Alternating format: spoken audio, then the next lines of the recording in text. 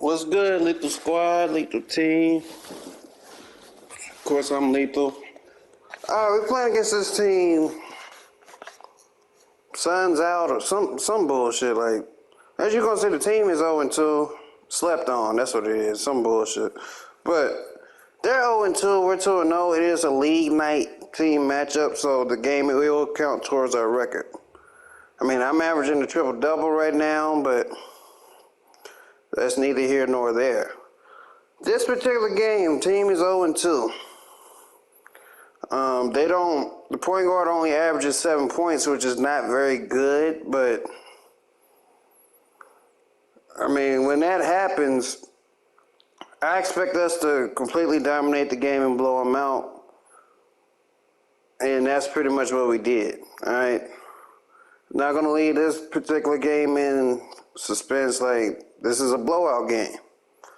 It's a game, ultimately, I expect us to blow these guys out.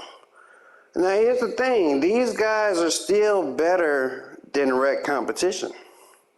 And the reason why they're better is because they have some semblance of trying to play team, or they have played enough games together to know that they want to be a team together.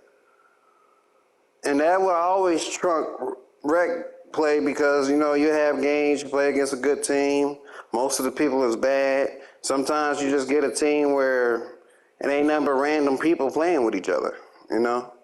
So it's not really a challenge. Here, I know for damn sure, no matter who we play against, for whatever reason, the team is ultimately going to give up their best effort. Now, I remember the days back, you know, I want to say about 4 2Ks ago when we first started playing Team Pro-Am and everything like that. We were one of these type of teams where we're getting blown out. Then I was the type of point guard that was a great passer, but the problem with being a great passer is all I wanted to do was pass. I didn't want to score. And you cannot be effective in today's game being the point guard or the primary person with the ball and you can't put the ball in the bucket. It's not going to work. That style of basketball is over with. Like, you can't just be a passer. You have to put the ball in the bucket. Me, I took it a step further. I could pass really well. I play defense really well. So I just took shooting threes. I took shooting out of my game. So I can shoot the mid-range. I can make everything in the paint, and I can still pass. So that's my contribution offensively. Defensively, I make a guy that can seamlessly guard 1 through 5.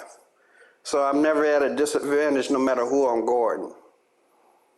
And I make it work because of the talents of everybody else around me. You know, everybody able to knock down shots. You know, I'm essentially playing point center out there.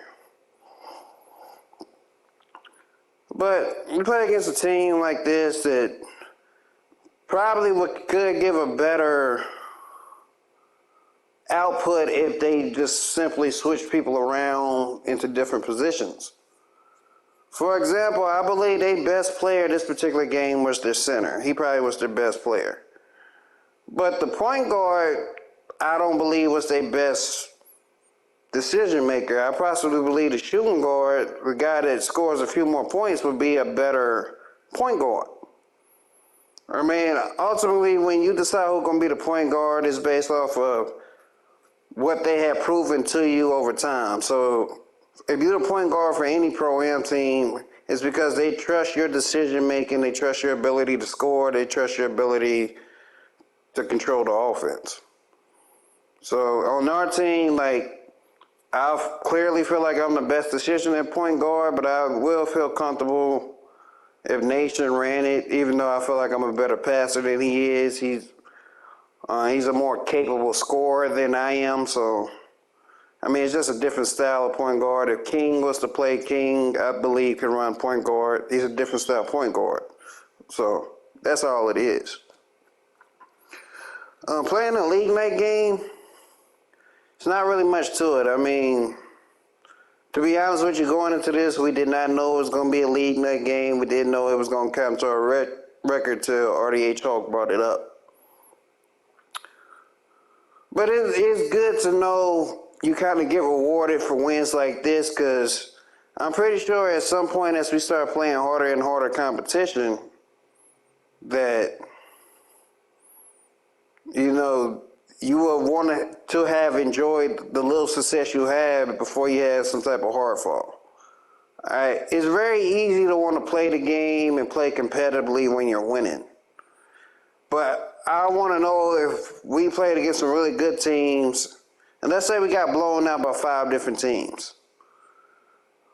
I mean, are we going to be the type of team that don't want to play no more, or we only play rec, or we never try to play against better teams? Because although this is great, this is phenomenal, this is the type of win I expect, I kind of expect this no matter who we playing against at this point, only because our defense has become so phenomenal. All right. We're doing a great job of playing team defense as opposed to one-on-one defense. For the most part, every shot that is taken is contested. People are rotating correctly. Nobody's sitting still defensively. If we can continue up on that path, then the sky's the limit. I feel like as long as you play defense, I feel like you can beat any team. All right. Now, don't get it twisted. It's a long game. Some teams are going to have some tough shot makers. You know, they make the 18, 19% contest. They make a 34% green from the corner. You know how the game is.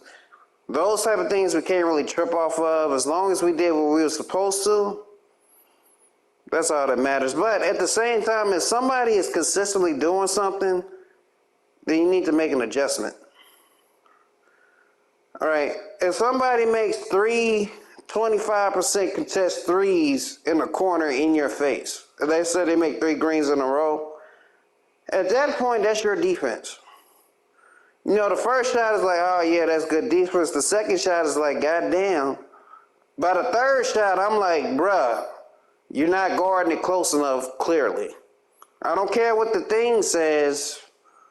You know, I don't care that it says 25% contest. You need to force it to say 70% contest. All right, unless he's making reds in your face, you need to be up there trying to play defense. And that's how I'm always going to look at it. You know. Now, the thing I really want to get into this particular video is the points. Because our defense, to be honest with you, our defense has allowed us for me to come up with the point that we should be scoring 80 points per game. That's because of how good we're playing defensively, not offensively. Offensively, the system works. 5 out is very hard to beat, especially if you have somebody who can consistently score out of it. Doesn't have to be a 3 ball, but as long as you can consistently score in 5 out, it's a very tough offense to beat. So when I'm looking at points, like I said, right now I expect people to score a certain amount of points, or at least be within that range every single game. Part of it is being efficient. The more efficient you are, the quicker you can get to your total. You have different things to factor in, like an outbreak game. Like, for example, I only expect Cincy to score anywhere from 10 to 15 points. You know, if he can give me 10, if he can give me 10 points, I'm fine. But let's say he have a 20-point game. Well, that's an outbreak game. That's not Cincy's norm. And if he had an outbreak game, guess what? That means somebody probably didn't get to their numbers, but it's okay because we understand why. You know, the defense cater more to probably somebody that should be scoring more points, which allows Cincy to score more points. So let's get into it. Cincy, I expect to score anywhere from 10 to 15. RDH Hog, I expect him to score anywhere from 15 to 18 points. Montage, I expect you to score anywhere from 17 to 20. Nation, I expect you to score anywhere from 20 to 25. Myself, I try to get 20. I feel like if I can get 20 points, about 10 assists, and about 5 rebounds, then I've done my part that game, regardless of how many turnovers we have and all that. So when it comes down to the turnovers, especially since it's multiple people handling the ball now, it does not mean that one of us are allowed to turn over the ball more. So originally, when it was just me and I was the only person playing point guard, I'm allowed 5 turnovers. I handle the ball, and I'm going to have the ball in my hands more than anybody else. Plus, I get the most assists. So I can get 5. Everybody else can afford 1. Now, I don't really trip about that as much. As long as we're 9 turnovers or less, I'm happy. So if I got 7 and, 2 other people got 1, so we still only got 9, I'm happy. I'm not happy with myself. I want to try to always keep my turnovers low, but it happens. The better teams we play, the more turnovers I'm probably going to have. It's just what comes with it.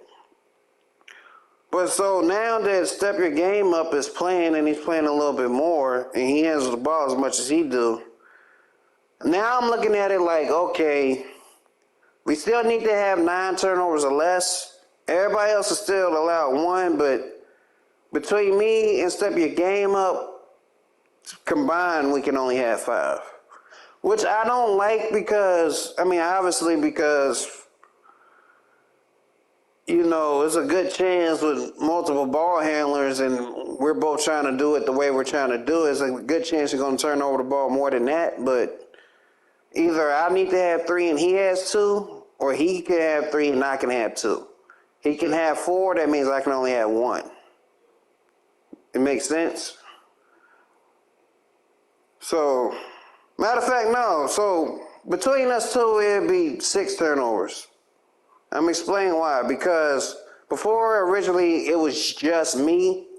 So, I was having 5 to myself.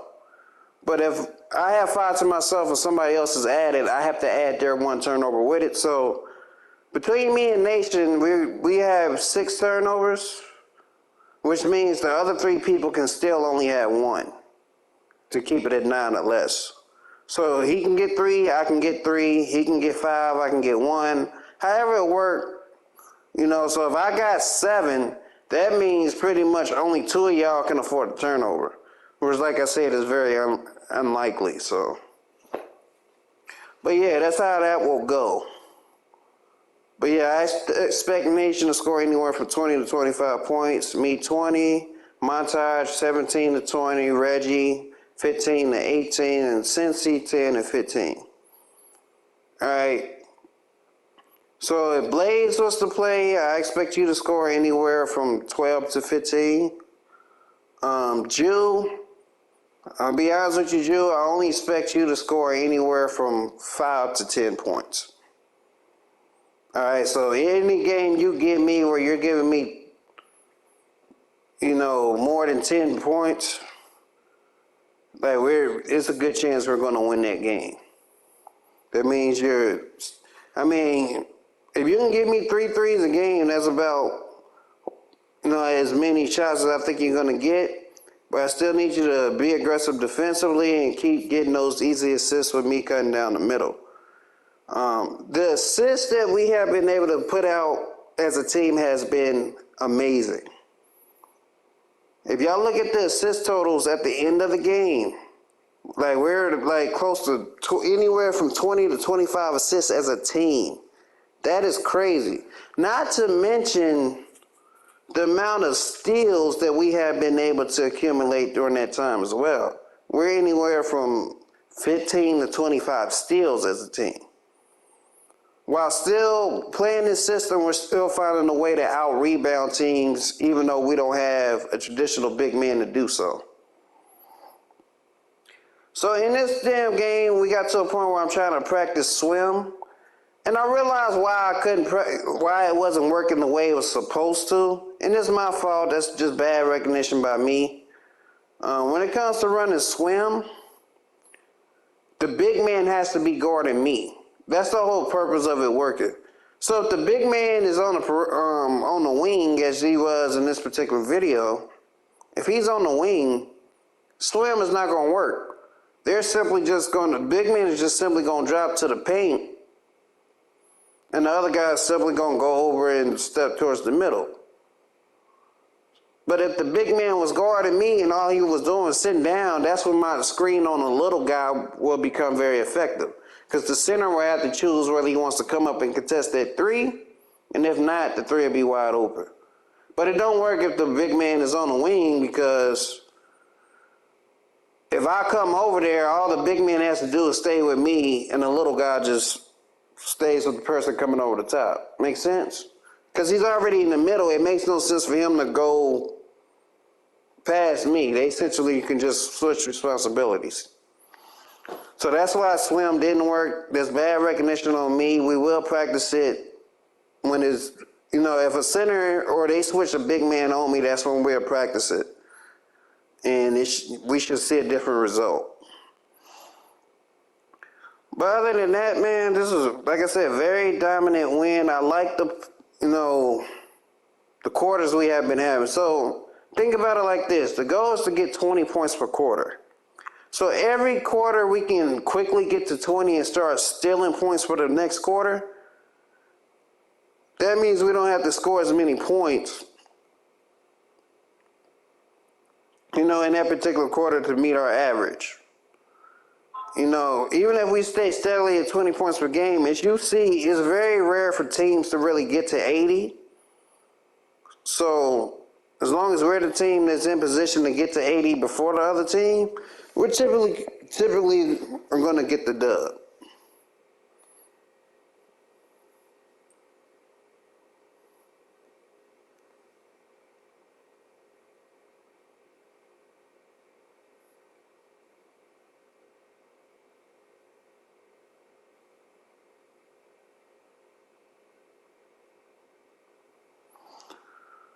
So now that we got all of that out the way, like I said, this is a very easy game, very under control. I felt like I pretty much dominated this game scoring-wise. I think this was my biggest scoring output this year in 2K as far as the team setting goes. I might have scored. No, matter of fact, I did have like 40 points from pass first wing, so I forgot all about it. I ain't used that character in so long. I don't even have him anymore, but I forgot all about that. But yeah, this is a great scoring output. Sky's the limit for the team. All right, any other issues I'll probably address in another video, but great team win. I'm proud of how everybody's been playing. Let's keep getting out there. It's been Lethal. I'll catch you guys on the next one. I'm out.